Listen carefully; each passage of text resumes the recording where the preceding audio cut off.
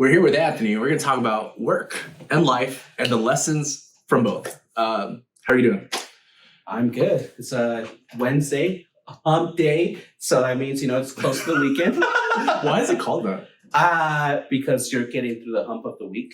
My whole life, dude, I thought it was like I had to look it up. I was like, why is it called hump day? I thought that too for a while too. Yeah. I was like, people are just casually calling it hump day. I've always wanted to ask people, but I was like, you know what? I'll just start Googling it now. Thank God for Google, huh? Do you know the hashtag FYP? FYP? For you page? For you page? Yeah. Oh, I thought it was for your page. It could be. Oh, I don't know. It's one of those. I finally started using that hashtag. Is it working? I don't see a difference. Since we're talking about hashtags, you want to just communicate to everyone, Anthony has a growing following of drone fans, I guess. Yeah, I guess fans. Yeah, a majority of community. Let's say that. Fans. Fans is following a father in his journey of droning. You know what's interesting? How old are your kids again? 2 and 4. Can a 4-year-old fly a drone? No, they cannot. But I have my daughter. She's flown my drone. I've been teaching her, showing her a little bit. Okay. She could fly it. I mean, but as long as it's in an open space and there's not people around. What's the worst thing that can happen? Her crashing into someone. Oh no! Well, okay, that's cool. That's a cool transition. What's the worst thing that has happened while you were droning? So you remember Dizon? Only what you're willing to share, because I don't want you to get in trouble. Oh, there's nothing that extreme, but you know Nate Dizon, right? Yeah. I'm name dropping, so if he ever sees this, I'll send it to him. So Nate, I haven't seen Nate for a long time. I haven't seen him forever either. Yeah. But I wanted to fly my drone, and so we were looking for a beach in San Diego, and we ended up at Black's Beach. I don't know if you know that beach. No. It's a nudist beach. I didn't even know it was a nudist beach. There's a nudist beach in San Diego? Yeah. Is it private? I mean, if it was, I wouldn't know. I know, right? It was so weird because we went there, I was there to fly my drone. We walked down this steep hill, and then all of a sudden, there's this old guy just naked right there. I'm like, what the heck? I was just thinking, some random dude on drugs. Which is possible. Yeah, possible. Yeah, very possible. But no, we kept walking, and we just thought that was so strange. And then we saw another old guy naked, and we're like, what the heck is going on?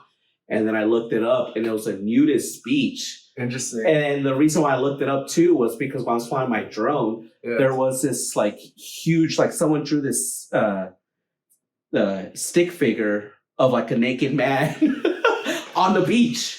A huge, I flew it, and I have footage of it. I was flying up, and I'm like, what is that? This is like Austin Powers. You ever watch Austin Powers when the spaceship, and they're just saying, what is that? And they're naming. Oh, no, I don't know. I'm such a boomer. Okay, anyways. Side note. So I realized, dude, it was not your breathing that was causing that sound. What is it? It's the cord. Because it stopped as soon as you moved it. Oh, really? Yeah. Oh, wow. I feel good. So before we started, I thought I kept on hearing Anthony's breathing, which is probably part of it, but it's not all of it. It was cord. Anyways, side note. How's work? You're balancing the whole drone thing with your full-time job? Yes. So first, when I was just flying, I go to work every day. It's the typical, 5 to 2, and so a lot of the footage 5 to 2. That's when I go in. Yeah, that's not typical, bro. It's typical for me. But so I like capturing footage because it always looks best during golden hour, and I'm always on the run to capture it. So if sometimes I go to lunch early to make sure I catch that sunrise, or I leave my house real quick to capture that sunset, and because I filmed a lot of stuff during the day, and it looks pretty whack. What time is golden hour? Is that sunset? Sunset. Yeah. So within that 1 hour. And downtown Riverside looks the best during the golden hour, which is why you see most of my footage is in downtown Riverside, because they're the only ones with majority of the buildings. Yeah. What What are the regulations with drone? Like, are you allowed to just fly it anywhere, anytime? You have to. One of the regulations is just you got to make sure like you're not flying right next to an airport. But if you are, you have to contact the airport and let them know like where you're flying, what time, the time frame you're going to be flying. But Riverside has this really small airport by Mount Rubio that they rarely use, so you have a lot of freedom there. I see.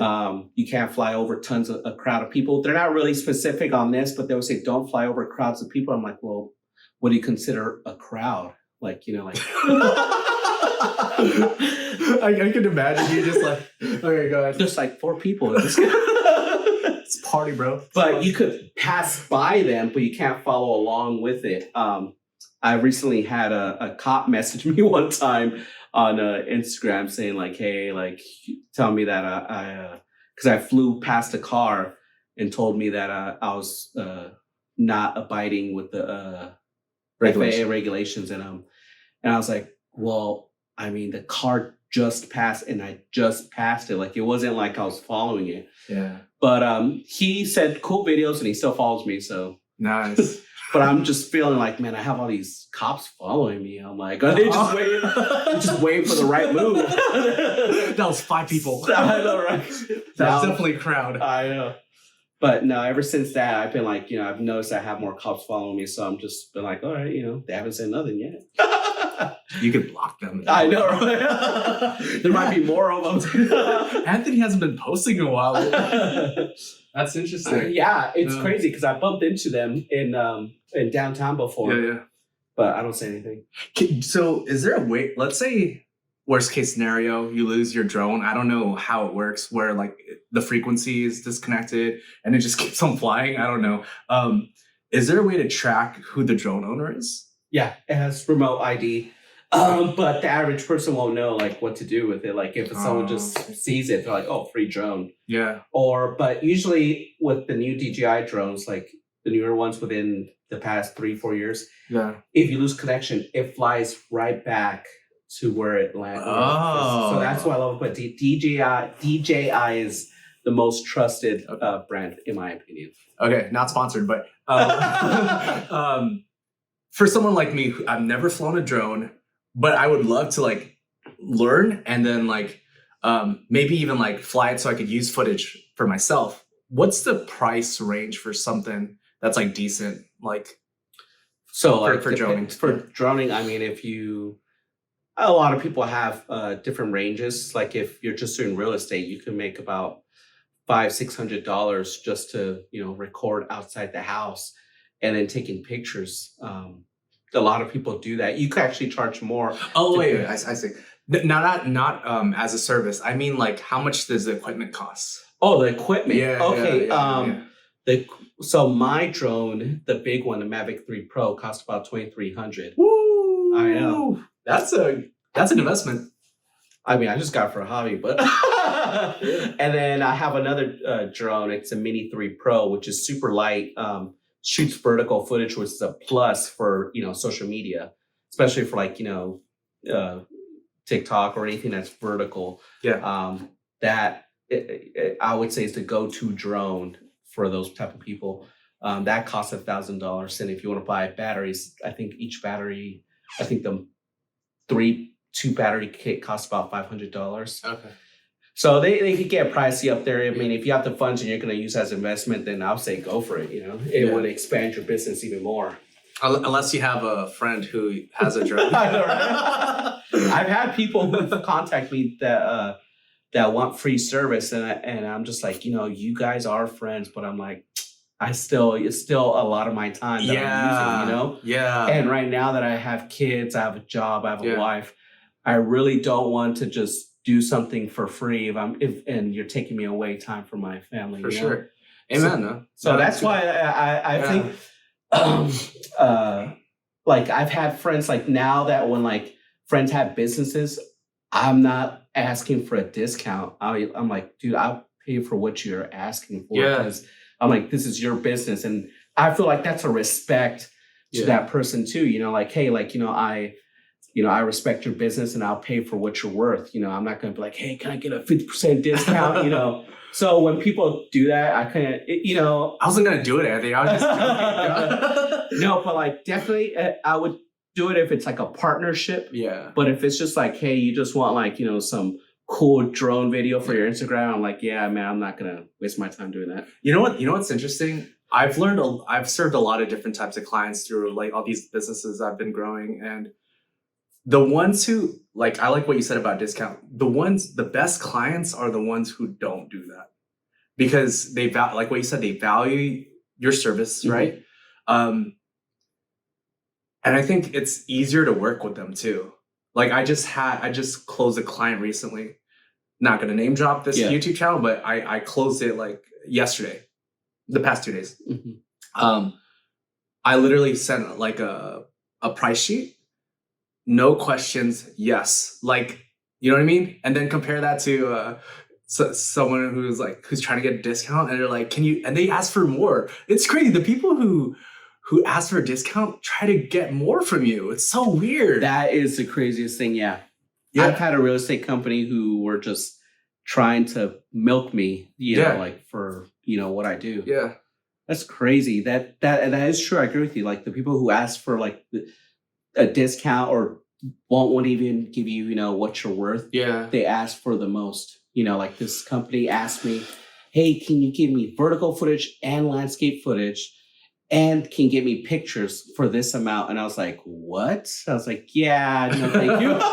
Plus, like when you value yourself and you're like, you start selecting the right clients, those clients lead to the same type of good clients too. And if you say yes to the more challenging clients, you get more challenging clients. It's like it's like, I'm not gonna say law of attraction, but like the network, the community, when you say yes to certain people. Did I tell you the story of my Yelp review story? No, you have not. Dude, talking about milking, check this out. I filmed a wedding. I'm not gonna name names. I'm not gonna say who it was. I don't like dishonoring people that way.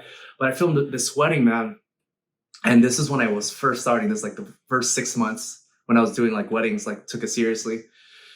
They paid a certain amount, and then I delivered exactly what they paid for. And then they're like, we want a longer video. And I was like, how much longer? And he was like an hour. I was like, what? An hour? An hour edited video is a movie? Like, is it? Like, dang, man. It's like, you want it to be in the theater? Plus, I'll give, and this is around the time I was charging like $500. Yeah. Right? That's so Dude, cheap. that's so cheap. So cheap. I was like, they were a nice family, everything. And then I'll always remember this. He was like, well, this is one of the pivotal moments of my life right here, I feel like, because I put my foot down. He's like, if you don't give me what I want, I'm going to give you a really bad review. Wow. Right? So I was like, so I could either give in, right? And then people are going to see this review. But here's the crazy part. When people know your character, like the network, no matter what negative thing is told to you online, comments, whatever, the people who know you won't even they won't even that's not Leo. You know what I mean? So I didn't even you could probably find the review online still. Wow. Yeah. It was like, no, I don't care who you are, but you're not taking advantage of me that way. Yeah. And I said, no, I felt good because it's what's crazy? It's like grown men. Yeah. I was 20 something at the time, and it's like a grown man taking how low, I feel bad for you. Yeah. You know what I mean? Even if you're in the worst financial situation, which they weren't, that's what makes it worse. This guy had money. Yeah. This guy had money, and I was like, damn, oh my God. There's karma. I really believe there's, cause and effect. And so I'm still married. I'm not gonna say you said 50% are married, so are not. But you know what I mean?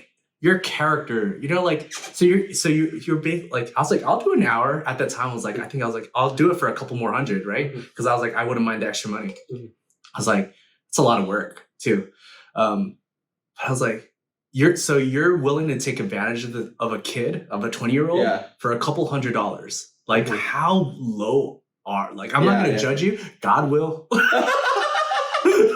Yeah, You know what yeah, I mean? yeah. And so I've learned to just let things go and just people can say whatever they want about me online.